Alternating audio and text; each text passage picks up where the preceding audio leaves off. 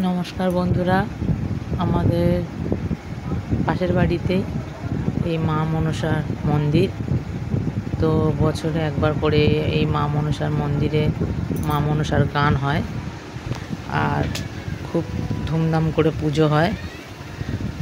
তো দেখো কি সুন্দর মা মনসা আর মা সন্তোষী মাকে সাজিয়ে কত সুন্দর লাগছে।